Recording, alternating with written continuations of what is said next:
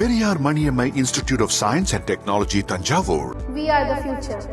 புதுக்கோட்டை மாவட்டம் கரம்பக்குடி தாலுகா ஆண்டிக்குழப்பம்பட்டி கிராமத்தைச் சேர்ந்தவர் முத்தையா. இவரது மகன் மாரிமுத்து கடந்த 2024ஆம் ஆண்டு புதுக்கோட்டை மாவட்டம் ஆலங்குடியில் உள்ள தனது நெருங்கிய உறவுக்கார சிறுமியை பல முறை பாலியல் வன்கொடுமை செய்துள்ளார். இதனால் அச்சிறுமி கர்ப்பமடைந்ததை ஒட்டி உடலில் ஏற்பட்ட மாற்றத்தை அறிந்து சிறுமியின் தாய் சிகிச்சைக்காக தனது மகளை மருத்துவமனைக்கு அழைத்துச் சென்றார். அப்போது அந்த சிறுமி 6 மாத கர்ப்பிணியாக இருப்பதாக மருத்துவர் கூறியதை கண்டு அதிர்ந்து போன சிறுமியின் தாய் கடந்த 2024ஆம் ஆண்டு மே 8ஆம் தேதி ஆலங்குடி அனைத்து மகளிர் காவல் நிலையத்தில் புகார் அளித்தார்.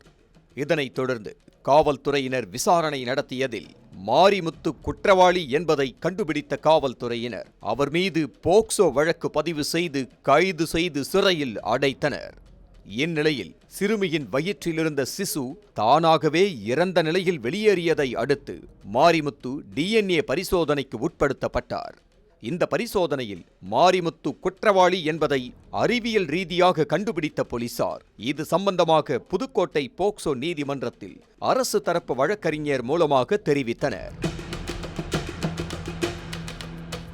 இதையடுத்து இவ்வழக்கை விசாரித்த மகிழா நீதிமன்றம் இன்று தீர்ப்பு வழங்கியது. அதன்படி சிறுமியிடம் பாலியல் அத்துமீறலில் ஈடுபட்ட மாரிமுத்துவுக்கு ஆயுள் தண்டனை வழங்கி தீர்ப்பு வழங்கினார். மேலும் அபராதமாக 10,000 ரூபாய் விதிக்கப்பட்டது.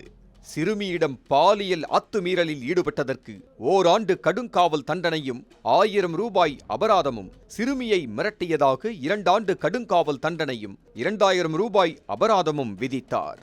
இதையடுத்து தண்டனை பெற்ற மாரிமுத்துவை திருச்சி மத்திய சிறையில் அடைக்க காவல்துறையினர் அழைத்துச் சென்றனர்.